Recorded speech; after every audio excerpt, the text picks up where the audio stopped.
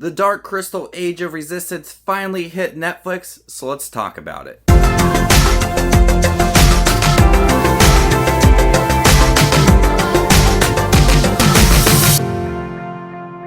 Hey everybody, my name is Justin. I love to watch movies. If you guys love to watch movies too and Netflix, you guys are in the right spot. Make sure that subscribe button down below and click that bell notification for more up and coming videos.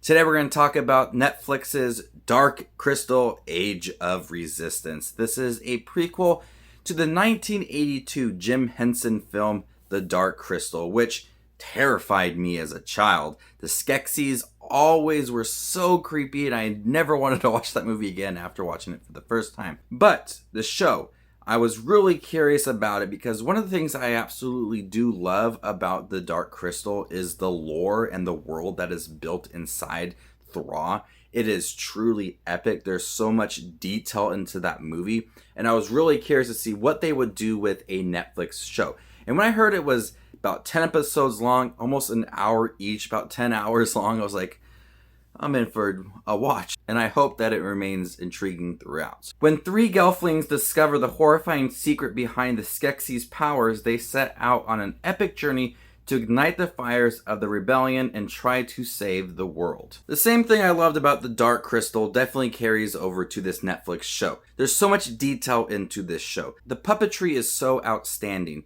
The 1982 movie was breathtaking to watch, and even watching it just recently, about a week ago, I was still amazed with what they could do back in the 80s. Now things are on a much grander scale, so it's more epic and lush, and you have a lot of the same style that worked in that first Dark Crystal movie and definitely carries over to this show. The puppetry work is amazing. The mix with that and the CGI is blended so beautifully, and I could just sit and watch this movie and ignore the plot and the characters and everything and just stare at everything that goes into this show.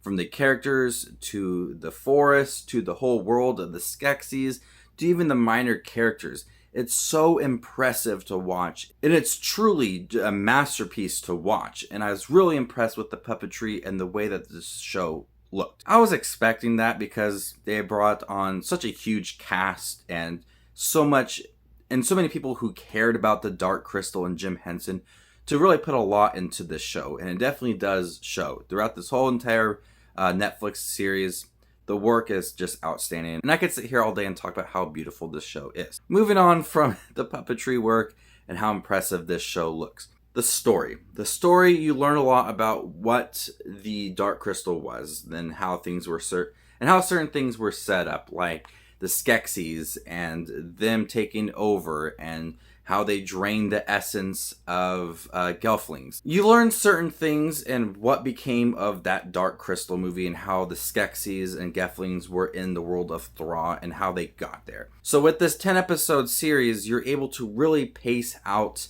the story and make that rebellion and resistance really worth it. You have some characters that learn the truth of the Skeksis and their power with the Dark Crystal, and they want to start this rebellion. And so you really understand where they're coming from, why they want to start this rebellion, how it takes time to get things going and get to where you want to be. So this 10 episode series, you're allowed for that really good pacing to showcase the Skeksis, and people love the Skeksis, and they trust them to their secrets, and people learning about their secret and building up that rebellion and bringing characters from different parts of Thra together who all agree that the Skeksis need to stop what they're doing, and they come together to start that rebellion. And so that pacing really helps the story work, and that's what I was so worried about, was how are you going to have a 10 episode series and keep it intriguing and keep that pacing and make me still be interested in watching it 5-6 episodes down the road. And they did that. They made me interested and intrigued throughout. I always wanted to see where the next episode was going to go, and I wanted to see how Deet and Rian were going to get together and stop the Skeksis. So the pacing, it works terrifically in this show. The voice cast is terrific in here. You have Alicia Vikander, Taron Egerton, Mark Hamill, Simon Pegg. I think Michael Keegan-Key is in here. You have such a talented cast. In the first episode, I didn't know who specifically was in this show, So I typed in, like Dark Crystal Netflix voice cast, and it was so fun to like see, Lisa Vikander and Ramsey from Fast and the Furious is in here. Pretty significant role. And it's fun to see them so energetic and so invested in their role. And their voice cast definitely flows throughout with these characters. You could feel like the passion from some of these Gelflings to start that rebellion. You can feel the evil Skeksis. They're very slimy. And I think that the people who voiced the Gelflings and the people who voiced the Skeksis did such a great job voicing their characters. There's also this really cute podling character named Hup, who's very energetic, and he has a really good relationship with Deet, and I thought it worked out really well.